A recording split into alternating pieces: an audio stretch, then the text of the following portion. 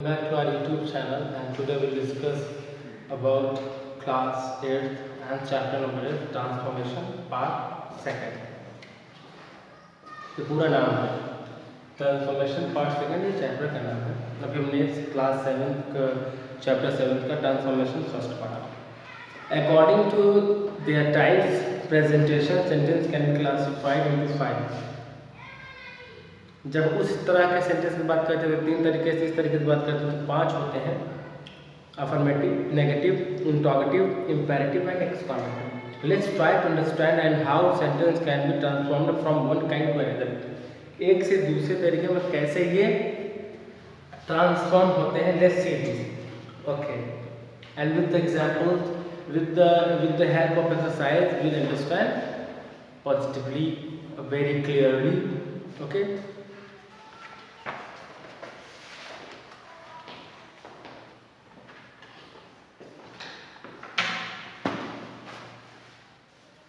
First is हमारे पास एक है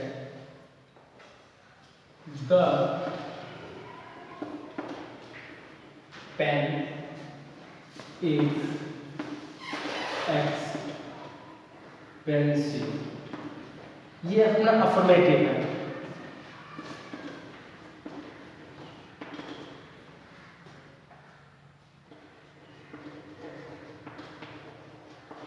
अब इसको हमको ये कहना है कि पेन बहुत महंगा, इसी बात तो कहना है, लेकिन दूसरे तरीके से तो हम कह सकते हैं पेन इज नॉट चीप। तो हम कहें कि भैया पेन सस्ती नहीं है, तो what does it mean? Pen is expensive. ये आपका नेगेटिव है।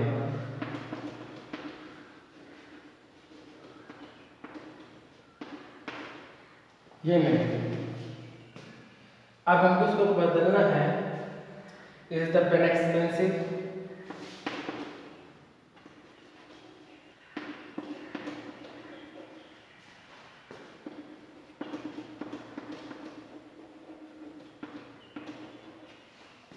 Is the pen expensive? ये आपका इंट्रोगेटिव है।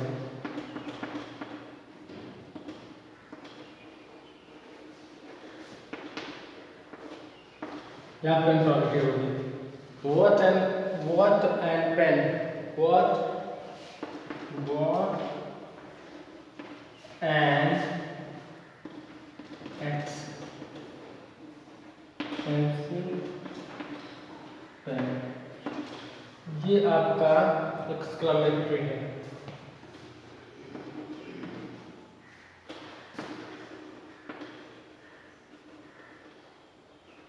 ये आपका एक्सक्लेमेटरी है। सो ये इस तरीके से हम इस सेंटेंसेस को ट्रांसफॉर्मेशन में बदलते हैं, और इसी ट्रांसफॉर्मेशन जब हमको ट्रांसफॉर्मेशन आ जाता है या जब हमको आता है तो हम सेंटेंसेस को बहुत इजीली कन्वर्ट कर पाते हैं from affirmative to negative, from affirmative to interrogative. So हम बदल सकते हैं। चलिए अब आ जाए interchange of affirmative and negative. कैसे चेंज किया जाए अफर्मेटिव को नेगेटिव में और नेगेटिव को अफर्मेटिव में कैसे बदला जाए? Let's see this.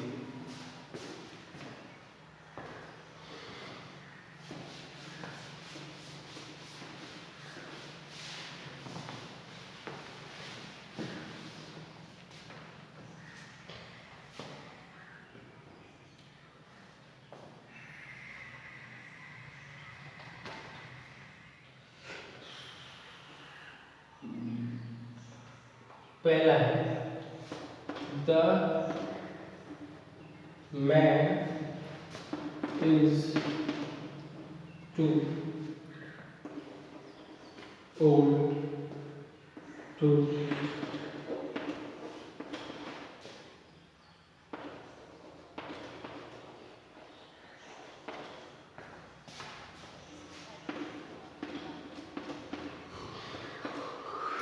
इसका मतलब ये है कि यहाँ पे सबसे बड़ा जो गेम है ये टू का है।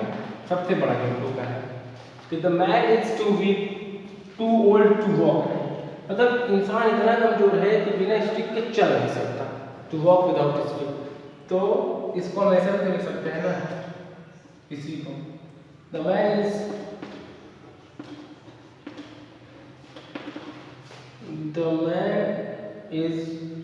so old that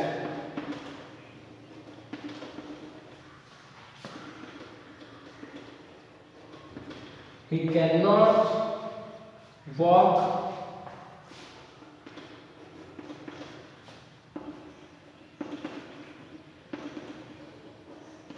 without a stick. उसी ये यूज होता है, ये एडवर्ब है, इसको लगाने से मतलब इतना कमजोर है कि वो चल नहीं सकता। तो the man is so old that he can not. अब आप इसको पढ़ेंगे तो एकदम सही मतलब निकल के आएगा। ये इरेज हो गया, विदाउट स्टिक लिखा है।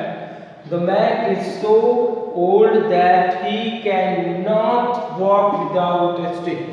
तो इसमें क्या है, एक with the help of adverb we framed a sentence so as to understand, and we framed another sentence but meanings are same, but framing is a difference, but meaning are same. It does not matter, meanings will be same only. So this is called the transformation.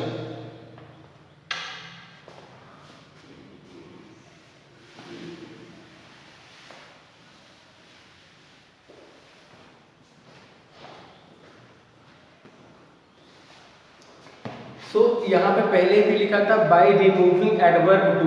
जब हमारे पास adverb to है, उस adverb to को हटाते हुए भी हम जब एग्जाम्पल बनाते हैं तो टू हटाते ही मान ट्रांसफॉर्मेशन होगा। ये एडवर्ब इसी टू को हटाना है, इसमें इस टू के होने से न होने कितना इम्पैक्ट पड़ता है। दूसरा example, she is too honest,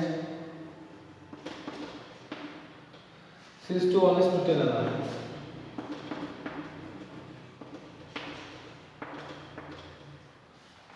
वो इतना ईमानदार है कि झूठ नहीं बोल सकता। Guys, you can see here in this sentence there is a no negation. Negation means there is a no negativity. But this is a negative sentence. We are going to frame this negative sentence. लिखा गया है, she is so honest that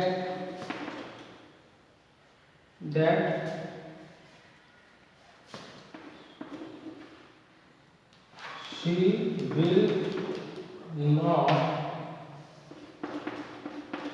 tell a lie. देखिए ये sentence आपका negative आ गया ना, लेकिन जब आप यहाँ पे टू का यूज करते हैं तो नेगेटिविटी नहीं झलकती है, नेगेशन आपको नहीं झलकता है। She is too honest to tell a lie. It means that she is so honest and he is not going to tell a lie because she is honest, and as I told you already. But in this sentence, and you see the negation in this sentence because we are going to make this sentence and we are just doing transformation one to another.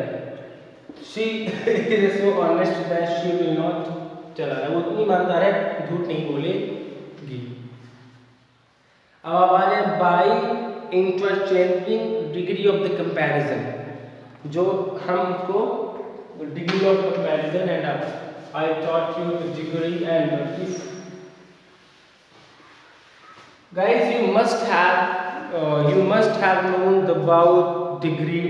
There are 3 kinds of degree. I hope you must have known about the degrees.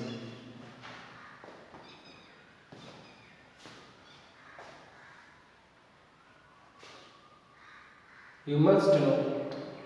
पहला हमारे पास है Shimla. Shimla is as cool as Manali. तो ये आपका affirmative अगर negative में आ जाए, affirmative change करना है, ये तो आपका अफर्मेटिव है, ए फॉर अफर्मेटिव ले लीजिए। अब इसको नेगेटिव में चेंज करना है, Manali is not cooler than Shimla, ये हो गया फॉर नेगेटिव। ठीक है, Shimla is as cool as Manali, मतलब शिमला उतना कूल है जितना कि मनाली होता है, जितना ठंडक यहाँ पे भी पाई जाती है। Manali is not cooler than Shimla, Manali Shimla से तो ज़्यादा ठंडक वहाँ पे नहीं होती मनाली जितना कि शिमला में होता है।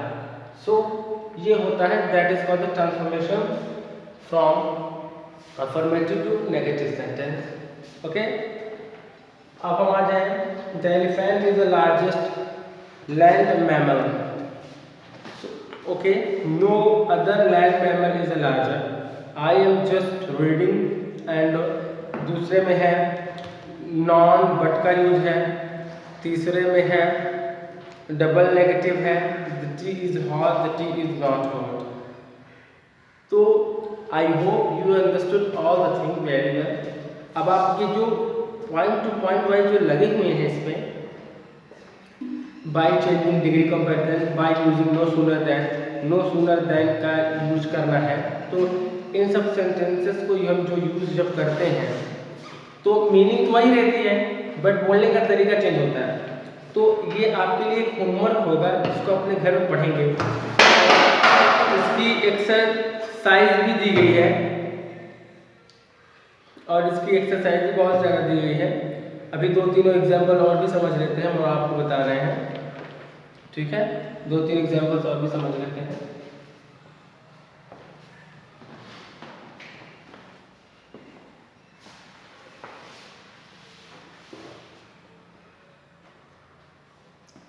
जैसे हम अब यहाँ आएंगे, by using no sooner than none but, इस पर देख लेते हैं। As soon as the bus arrived,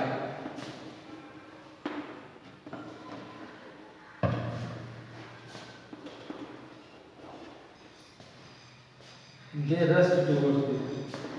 They rushed towards it.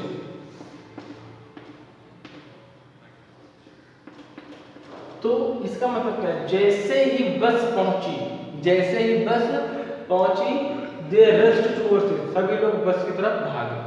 मतलब इट का मतलब तो यही है ना कि as soon as the bus arrived, तो ये इट तो बस के लिए यूज हो रहा है। And I told you the pronoun, तो हम इसको ऐसे भी बना सकते हैं ना, no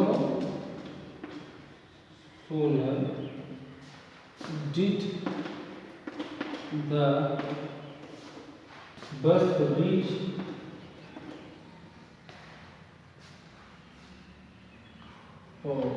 राइट लिखते, रीच और राइट आप कहीं समझे, then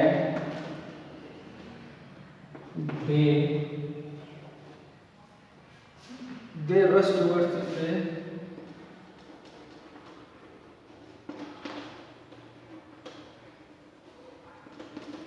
हम आपको बताते हैं ये कोई ट्रांसफॉर्मेशन है या नहीं, मैं वो तो नहीं जानता, और ट्रांसफॉर्मेशन पढ़ा रहा हूँ तो ट्रांसफॉर्मेशन ही है। लेकिन दूसरी चीज़, इसका अलग यूज होता है। अगर जब आप ट्रांसलेशन पढ़ते हैं तो इसका एक अलग यूज है, इसका अलग यूज है। जब आप ऐसे सेंटेंस बनाएंगे तब आप ऐसे बनाएंगे, लेकिन जब आप नो सूनर से बनाएंगे तब आप ऐसे बनाएंगे। तो यहाँ पे देखिए, जब आप नो सूनर से भी बनाएंगे तो ये आप देख लीजिए। तो हम आपको इतना कहना चाहते हैं, जब आप ट्रांसलेशन करने के लिए जब आप रेडी होंगे, अभी तो आप केवल पार्ट ऑफ स्पीच पढ़ रहे हैं, ट्रांसफॉर्मेशन पढ़ रहे हैं, क्लॉज पढ़ रहे हैं, फ्रेज पढ़ रहे हैं, यही सब चीज़ें पढ़ रहे हैं। जब आप ट्रांसलेशन में जंप करेंगे तो आपको इतनी चीज़ें मिलेंगी कि, और ट्रांसलेशन अगर आपका बेहतर हो गया इस लो से लेकर अप स्टैंडर्ड तक का, तो ये जो ग्रामर है बस आप केवल एक बार बस पलट कर पढ़ना रहेगा, बाकी आपका सब कुछ तेज हो जाएगा। फिर उसके बाद आपको वोकैबुलरी बिल्डअप करनी पड़ेगी और ज़्यादा से ज़्यादा आपको बुक्स पढ़ने पड़ेंगे इंग्लिश के। मैं ये नहीं कहूँगा कोई भी बुक, ऐसी बुक जो इंग्लिश में लिखी हो और ऐसे लोगों से मिले जो इंग्लिश बोलते हो और जो आपके सामने बोल रहे हो। So I hope you all understood the very well the transformation of part second. And one more thing, आप इसको दोनों पार्ट को बेहतर तरीके से पढ़िए। अगर आपको कोई प्रॉब्लम आती है, you all can ask me through the WhatsApp. Thank you so much.